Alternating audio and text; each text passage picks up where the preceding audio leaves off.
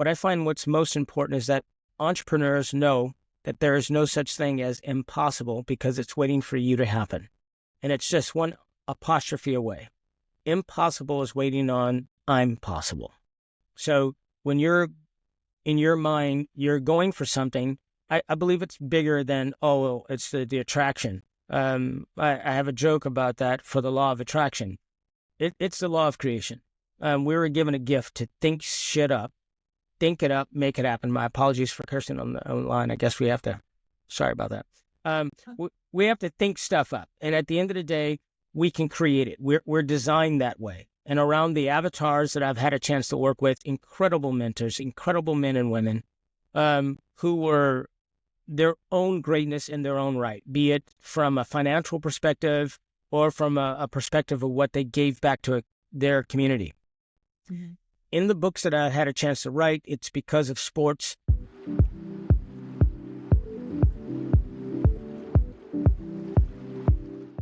Hello, everybody, and welcome to my podcast. I am so excited today. I have always amazing guests, but today we're going to knock it out of the park because you guys get to be blessed with the presence with these two wonderful gentlemen. As you guys know, I'm a huge, huge fan of the power of networking, and you're going to be surprised. Through a meetup group, through a friend, through a phone call, this is how I met Eric, first time ever in Las Vegas, just a few short weeks ago. And man, the story unfolded of everything that he's doing in his life and then introducing me to his friend Kane. I am actually going to do this. I want them to unpack their story with us, and we're going to talk a lot about unveiling their journey today. Who would like to start? Because I want you to tell your story to my audience because it's so incredible. I wouldn't be able to do it justice. Oh, he's pointing. So Eric, let's start with you. Tell us what you do right now and tell us a little bit about yourself. Hi, my name is Eric, and I'm in lovely California right now. And one of the things I'm passionate about and what I'm doing right now is in the financial industry. I somehow managed to get my state license and life and health insurance, which I had no idea I was going to do. The reason why I got involved is because it attracted me so much to what I'm doing with my amazing business partner, Kane. And we're all about leaving legacy, about creating the community, the SMEs, and how to support people better in a way that they don't have to struggle and where they can be creative and help others and help themselves. And so when I found this business just by random networking, actually, that's how I got involved. But basically, Kane and I met him in Belgium, of all places. We shared the same space in Orange County. We were in the same square mile and had never run into each other during the same time period. And so back then, this was in the early 90s, and I just gotten back from Europe during that time and still kind of finding my way back to, my system. And so my dad at the time is like, hey, you got great hands. There's a bunch of athletes here. I know one of them, he's a triathlete. And I was like, he's going to need some work. I'm like, okay, but I'm not certified. It's not something I do. He goes, yeah, don't worry, you're fine. So I go, okay, fine. So I go work on the guy. He's paying me. And he goes, by the way, you're really good. You've got an amazing touch. Should you consider doing this? And just because that one person said that I was amazing and really good, I kept that in mind. I said, okay. And like some months later, I was like, let me do something that I can manage and control where I don't have to work for others and be on others' time zones all the time and work for others. So I got started with that business and then made it very lucrative just on my own. And then from there, it led me to a client who then was in the lighting business, who I became really good friends with. And we actually ended up traveling around Europe together and everything. And eventually he quit his job because he wouldn't get a raise. And so he started his own lighting business and I helped start his business. So then I got into lighting business while still doing my massage business. Yeah. And then I ended up getting clients through that network of people, but then also learned about lighting and the film industry and the special event industry. But I had a passion for photography. So that led me to the next gig, which was he needed somebody to be able to shoot the lighting. Nobody was shooting the effects of lighting of events before the people got there. So to really see what it looked like on display, he goes, dude, you got an amazing eye. Can you shoot this stuff? I'm like, yeah, sure. And so I went and started photographing this, and it blew the business up. Like when he started posting this on the website, the business took off even more because people were just booking like, oh my God, this party looks amazing. Right? So I want that. So I was like, then they started hiring me for, hey, could you shoot my food? Hey, could you shoot my next event? So next thing I know, and again, this was all just by the power of networking, of people saying, hey, you're good at this. And the only thing I had to do was trust what they were saying and have faith enough in myself to follow through and the courage to actually go do it on something I didn't know really a whole lot about, And so I learned more about photography by just on the job shooting, because I had no idea about camera settings really at the time or how to set them to get the better effect. So what I was shooting was already amazing enough for them that it just allowed me to continue developing that skill. So literally everything I did was just always on the job training. I fell into things. I didn't like seek them out. They found me, and then I just said yes, like the movie, Like, man, right? yes, man. We can't, So I don't want you to leave out my favorite part though of you are very specially known for your attire that you wear. Tell us a little bit about that. Yeah, so I ended up calling the photography business Kilt Artography because I had really embraced the whole Scottish part of my family. So I have Scottish family as well. My grandfather married into a Scottish family.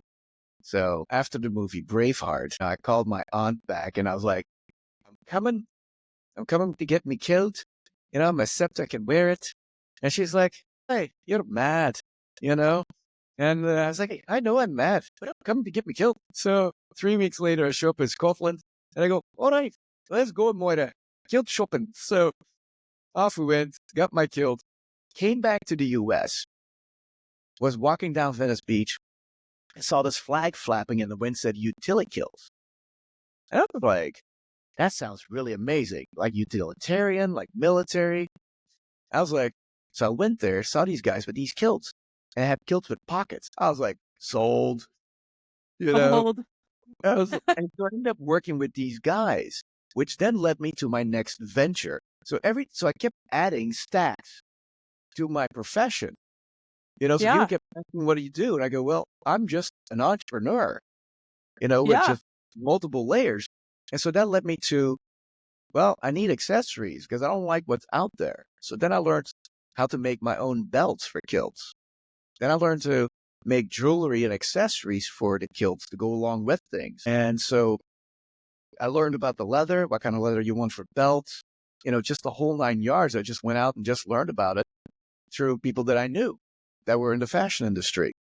And so that led me to figuring out price points at different events.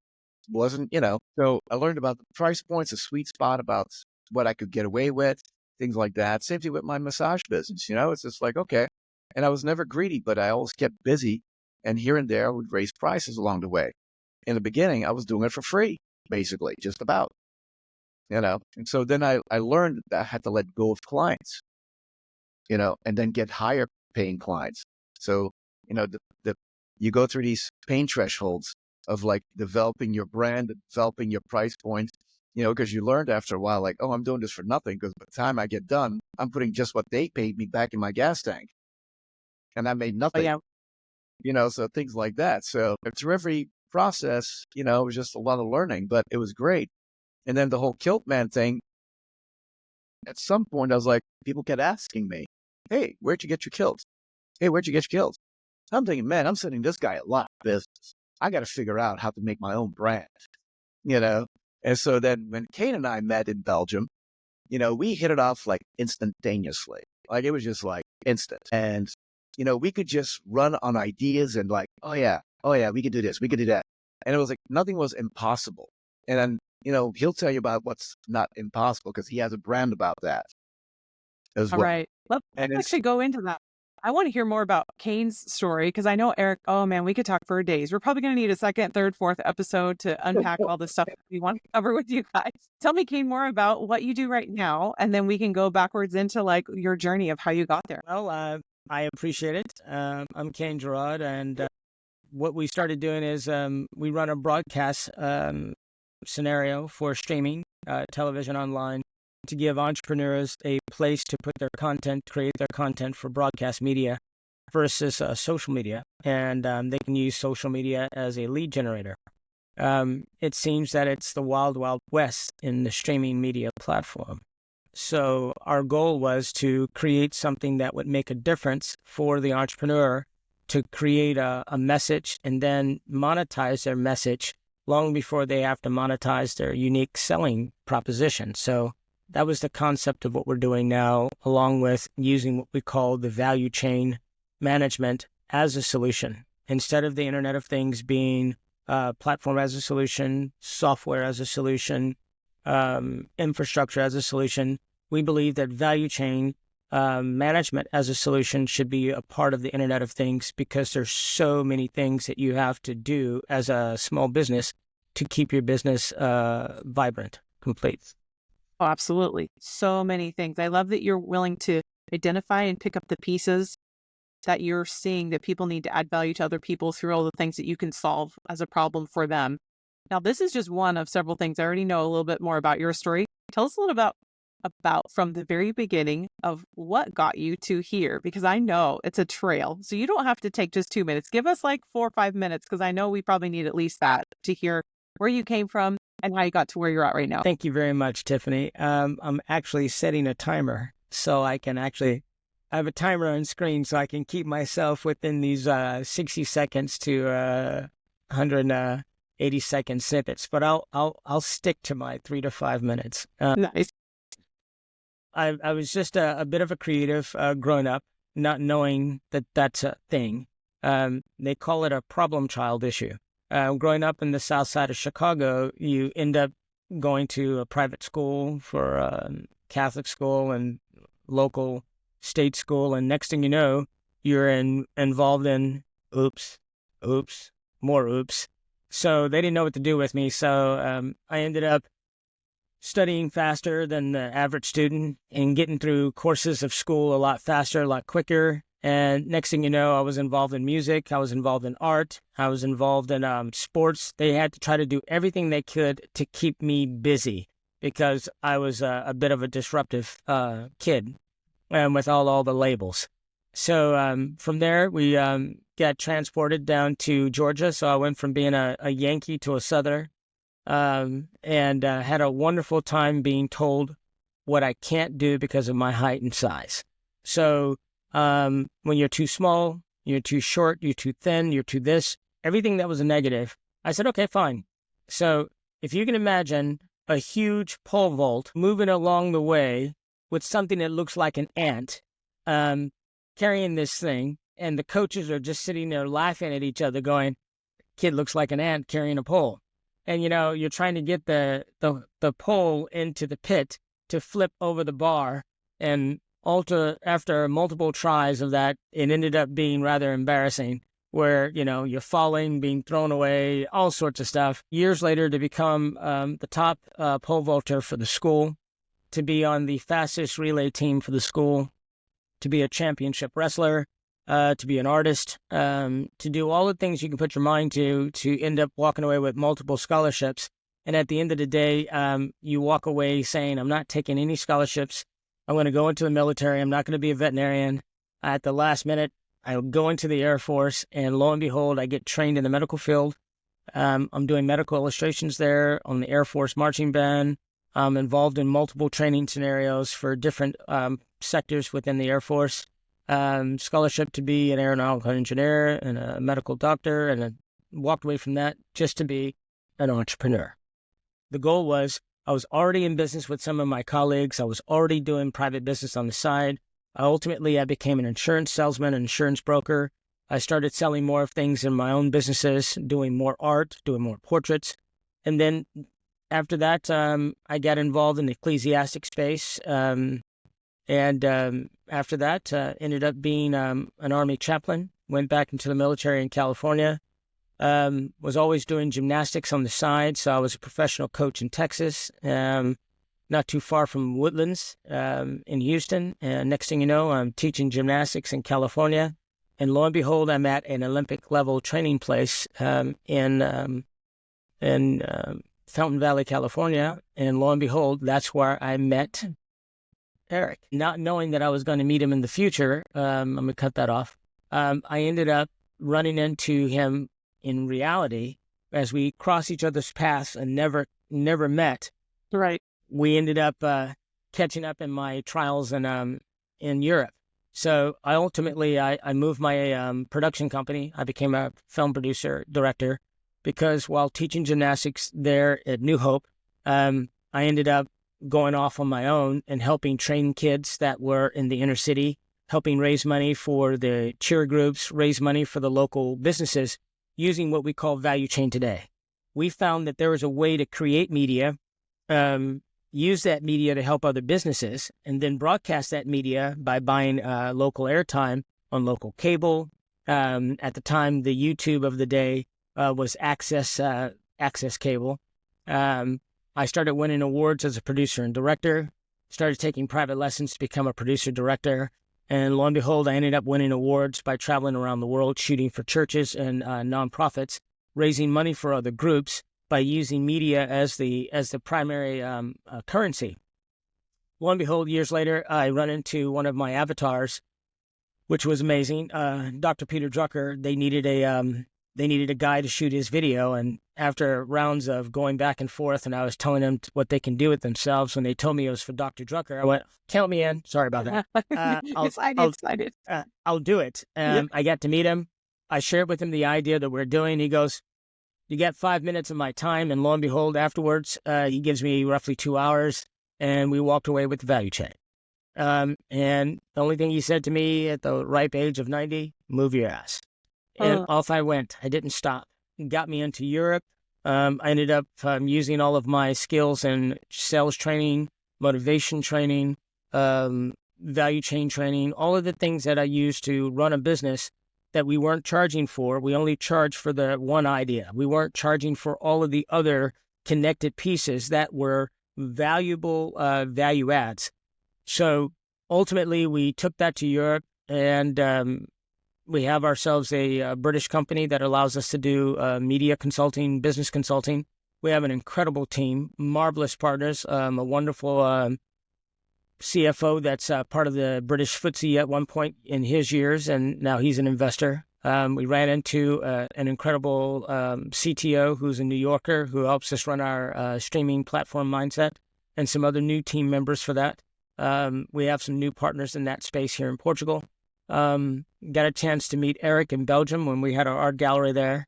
And lo and behold, we realized, oh, wow, we got all these things. And he says, "Dude, you need to wear a kilt." I says, "There's no way in hell you get my black ass in a kilt." And needless to say, he got me into a kilt. I've been wearing kilts ever since. And now we have a project here in Portugal that allows us to help the SME, but through broadcasts, creating media, and then creating value across their communities so that they can leave a legacy complete.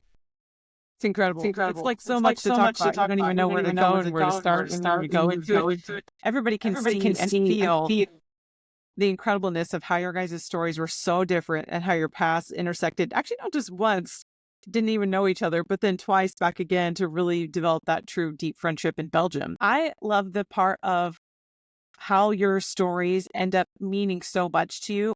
And that's one thing that I can't leave out of this. I want you guys to tell me why what it is you're doing right now is so important to you. Like, what does it mean for everybody else? Eric, you get to have your turn. Well, what's a real driver is I think just from my own living experience, from U.S. back to Europe to back to the U.S., having experienced, for example, just military life here, having experienced military life in Europe, being an entrepreneur here, and the difference in mentality of Europe as an entrepreneur and what people really believe or think what it is. And for me, there's opportunity everywhere. It's just the ease of it. Where's the easiest place to do it? Where's the easiest place? Yeah, you'll go through challenges, everywhere. But I find here in the U.S., there's just such an ease about, it's just an American thing, identity, I think, more so than anything else, is that if you want to do something, you just do it. There's no blueprint for it. You just have to start, and then along the way, sure, you get hit, you get knocked down, and it's just a test of perseverance. Are you willing to go through what you need to go through to accomplish that goal, that vision, that idea? And along the way, you're going to find people that are like on board, that get it. Like, man, what you're saying resonates with me. How can I help you? It's you almost have that nowhere else in the world. People from all over the world, they come from business that they have from where they are, but they come here, to really expand it further, at even more success back home. And so, I'm always back and forth between, now Portugal and the US, and so every time I'm here, I'm always like learning new ways, new things. And so, Kane and I, we always on a daily basis, we talk, and we're always sharing new ideas. He lets me, find out, okay, what's going on his end, who has he met? And the people we're dealing with over there are all expats, pretty much. Yeah. And, so it just tells you, what's going on in the world of entrepreneurs and business, that even though we're in Europe, we're still busy with expats. And a lot of them are from here or from England or from Australia.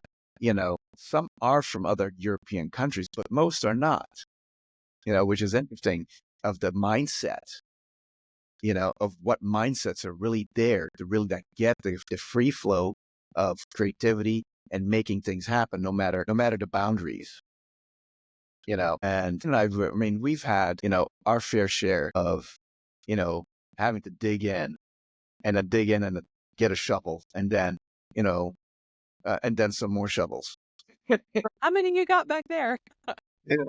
So That's a lot of entrepreneurs constantly reinventing yourself, trying to be able to fill the need or that and finding, and as you get more clear on your own vision and you become more honed in, it's like those people come up, those people show up, and and then you find yourself again, like you find things falling into place. So you're not just, you're tapping into universal principles at that point too, mantras and vision and how you speak to your mind and how you speak to your own mind's energy and body frequency. And so that gets into deeper levels of other things that, once you start tapping into that, you go, crack, this stuff really works, and so then you find yourself surrounding yourself with people like that constantly. And you go, okay, things just opened up in such an amazing way. Now things are flowing. That chain to continue to make that happen, like you're saying. Well, yeah, I love that. Not that it's not without its challenges, but you've opened up that portal. You've opened up that portal of energy, and you're like, now you're tapping in, and now you're just constantly finding how you can keep staying longer in that portal, in that tapping, in that zone, that frequency zone. And so now it's really exciting times because we both have made huge strides in the last 4 or 5 months. Things have really started shifting and things really started expanding. And so and it's simultaneously, it happened for both of us pretty much, and so, and finding other people on that same wavelength. So things have really taken off in a lot of ways. And so I love that. You guys are already seeing the vision of the abundance that there is available in the world. Oh yeah. And especially you guys are tapping into that is just like incredible because there's so much to be shared, so much to be had, and so much to put out there. This is one of the books that I just read was like, wait a minute, what's my purpose in all of this? How do I make what it is that I do even better and stronger and more available to more people without burnout, of course. Let me do this. I want to ask Kane why this is so important to him because I know that your heart is so huge in all of this, and I want to give you the opportunity to share with everyone the reason why this is so important to you, what it is you're doing right now. Thank you very much, Tiff. I can say it this way. When I was being a salesperson in the field, then learning how to be a salesperson on the phone, helping people, whether it was in sports or whether it was in church or whether it was in the military, ultimately we all needed somebody to be an encouraging voice or mentor. And what's important for me is that we continue something that was done for me in the States. I had some incredible avatars. So when I wrote my first book in England, around metaphysics on motivation, success, sports psychology. And then the second book, and then Eric and we worked on a third book in Belgium on lifestyle imitates art. What I find what's most important is that entrepreneurs know that there is no such thing as impossible because it's waiting for you to happen. And it's just one apostrophe away. Impossible is waiting on I'm possible. So when you're in your mind, you're going for something, I believe it's bigger than, it's the attraction. I have a joke about that for the law of attraction. It's the law of creation. We were given a gift to think shit up, think it up, make it happen. My apologies for cursing on the line. I guess we have to. Sorry about that. We have to think stuff up. And at the end of the day, we can create it. We're designed that way. And around the avatars that I've had a chance to work with, incredible mentors, incredible men and women who were their own greatness in their own right, be it from a financial perspective or from a perspective of what they gave back to their community. Mm-hmm. In the books that I had a chance to write, it's because of sports. And in sports, I was always told, you can do it. And I always pass that through, you can do it. What's important for us as entrepreneurs is to build a community within ourselves, no matter where we are in the globe. Small to medium enterprises are so incredibly vital to every economy in the world. Eric and we've traveled a lot around the globe. I've had an opportunity to work in Japan, Central America, Southern North America, Northern North America, Asia, from China to Japan, from the Philippines to Panama, from Panama to Colombia, Colombia to Mexico, from Mexico to all the different places in Europe, be it Belgium, be it England, on its islands, or the UK, be it different aspects of Luxembourg or the Netherlands. We found that entrepreneurs around the world all need one thing. You need encouragement. I mean, you do need capital to make it work. You start in the red and then you grow it into the black, being in the negative numbers to positive numbers, but you need encouragement. If you do not believe in whose reflection it is in the mirror, it's going to be real hard for somebody else to believe in you. Absolutely. And if you got a side hustle, great. If you don't have a side hustle, great. But whatever it is you do it with so much fervent passion that no matter how big that mountain is, you set a goal that's so much bigger than yourself. You are never, ever going to get to a place where you can't do it. It's not going to happen. I told all of my students, all of the people that I coach, whether it was the Miss Fitness contestants that won ridiculous awards, or the gymnast, or the martial artists, whether it was the Air Force karate team, or whether it was a local karate team, whether it was a local gymnastics. We've had some incredible gold medalists that work with us. We had people that encouraged us, like a Flojo, for instance. She was such an encouragement to me and my boys. There's nothing you can't do. And if we in business think about how we're going to outgive our three greatest fears, the fears of what we ain't got, the fears of what we may never get, and the fear of what we might lose, we'll never be without. And if we can pass that encouragement on to other entrepreneurs, the guy who's got the same business across the street from you, he's not your competition. Your competition is your fears inside that, in the dark areas that you don't share with anyone else. So my biggest thing that I can say what's important to us, important to me personally, is how do we give to somebody the ability to create, not be afraid, and go forth and make it happen. Complete. Amazing. You guys have been amazing. I love hearing your story. I love hearing your heart. I know everybody loves hearing your heart in this. Let's start with Eric. Tell me how, because everybody's hearing how freaking cool you guys are. Let's just call it what it is. What is the website where they can find your social media and they'll be able to contact you guys? Because I know they're going to want to get to know you. Tell me real quick what that website is so I can let everybody know. And I'll post it down below also. Sure. It's force1-elite.com, all words. force1-elite.com. You'll find broad bees on there, to be kilted, Kiltman artography. So you'll find all the various things that I'm, involved in as well. So it's got links to all the various places. So it's basically just my main page that you can go to find different things on me. Yeah. I'll have it posted below for everybody. And Kane, tell me where's the best way that people can find you so they can follow you, like you, and get a hold of you guys for the next step for them to be in business with you? You can find us on our website, which it's in development now, but by the time this airs, you should be able to find it. Broadbees.com. That's broad as in broadcast, bees as in buzz.com, because we are a community, like a honeycomb. And on social media, I'm not the best in that area, but you'll be able to find us on Broad Bees TV, broad as in broadcast, and bees as in honeycomb, and TV. And you'll see the other links for Cain Gerrod and that type of stuff. So that'll be there. I love it. You guys have given us all the places where we can find you on Instagram, LinkedIn, Twitter, X now, and your guys' main website. There's even appointments on there that you can click in, and that way you get a chance to meet with these fantastic people one-on-one. So that way you can see how they can add value, excuse me, to what it is that you're doing in your business right now. Thank you guys so much for sharing your heart, sharing your journey today. I look forward to being able to share with my audience this episode so that way they can contact you. And I wish you guys the best day. Thank you for being with us. Great. Thank you so much, Tiffany. I really appreciate it. Thank you very much. Cheers. Have a beautiful one. Cheers.